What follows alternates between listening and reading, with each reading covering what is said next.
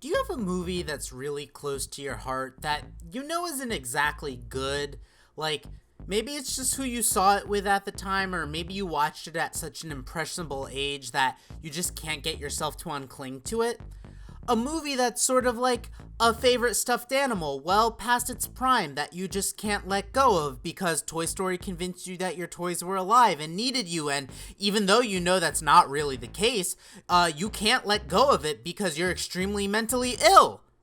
Have you ever had a movie like that?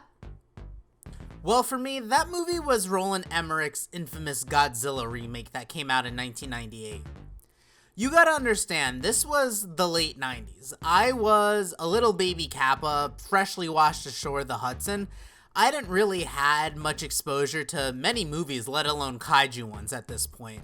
So when I saw the first trailer for Godzilla, my mind was blown. And I mean, this thing was just peak 90s consumerism. There were toys, there was a soundtrack that featured both Rage Against the Machine and Green Day. And I mean, the movie even had a commercial with the Taco Bell dog, for crying out loud.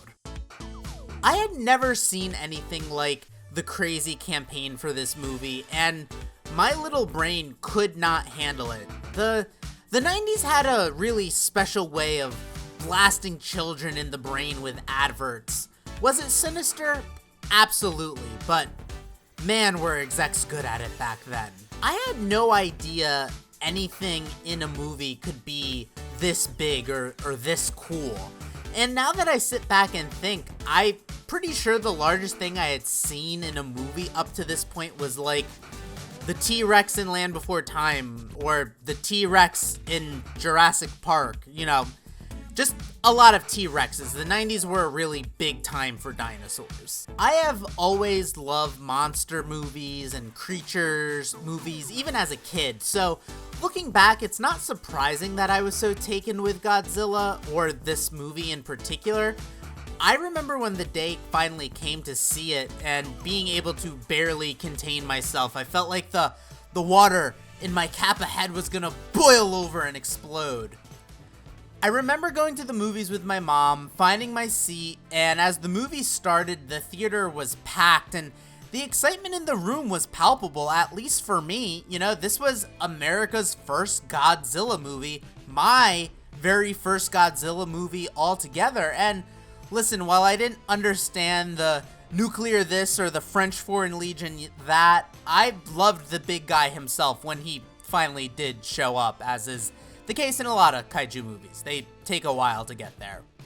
He was so cool, and I can't say this 100%, but I think this is the movie that sparked my whole, like, root against the humans in almost every scenario philosophy, because I have been doing it ever since. I was totally on Godzilla's side. He just wanted to have a place to have his babies. And yes, I did say he. This Godzilla movie has Emperor Godzilla. We love our trans king of the kaiju. Godzilla spends so much of this movie kicking ass, and I honestly just thought that's what the whole movie would be. And then the ending happened. In the climax of the movie, Godzilla is chasing our main human characters through New York City. They lead him to the Brooklyn Bridge where he gets caught in the cables, and as the military bombards him with missiles, he falls and shares a look with Simba. And as his heartbeat slowly fades, the music goes quiet. I went quiet. Godzilla dies, I die. I was absolutely distraught as a kid. I remember bursting into tears when this happened, like insane, ugly crying. At first my mom tried to console me, but other people in the theater were really starting to give us looks, so it didn't take long for her to start getting annoyed with me. I remember after the movie ended, my mom and I went to the grocery store and there was this weird, like, half stuffed animal, half figure Godzilla doll. My mom bought it for me to be like, oh, you know, see, he's okay. And it did actually get me to stop crying. It became one of my most cherished memories, and I actually still have that toy to this day. Was it genuinely comforting, or did I just want to whine my way into a new toy? The world will never know. It's always hard to reckon how I feel about movies like Godzilla 98, because on one hand, yes, it is very, very bad. The romantic subplot is laughably terrible. Ferris Bueller does not make a convincing action movie lead in the slightest. And upon rewatching it, there's just like a total disregard for Godzilla's Japanese origins.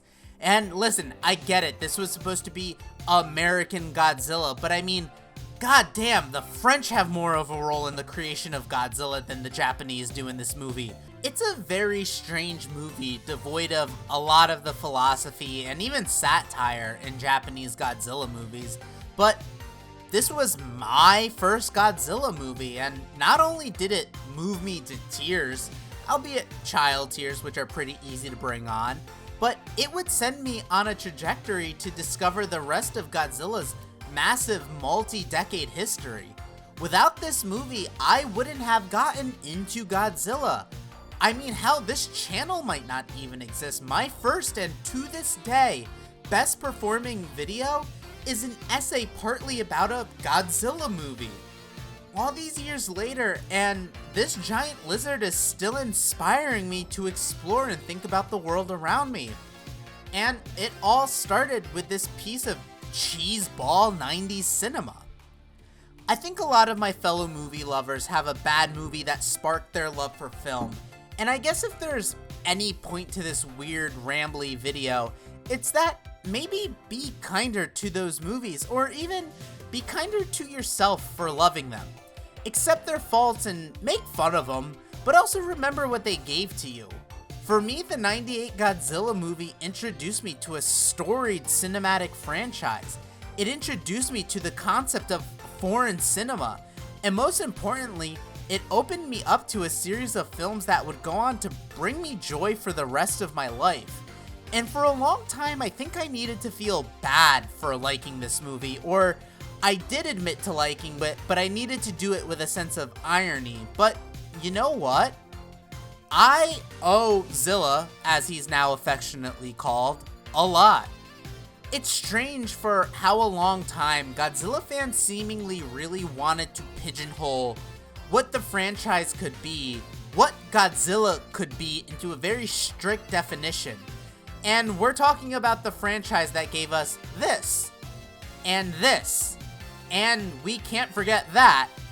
But in a post-1 and soon-to-be Godzilla x Kong world, maybe there's also room for Zilla in the fandom, and even maybe more importantly, there's room in our hearts for those bad but important movies that mean a lot to us at the end of the day.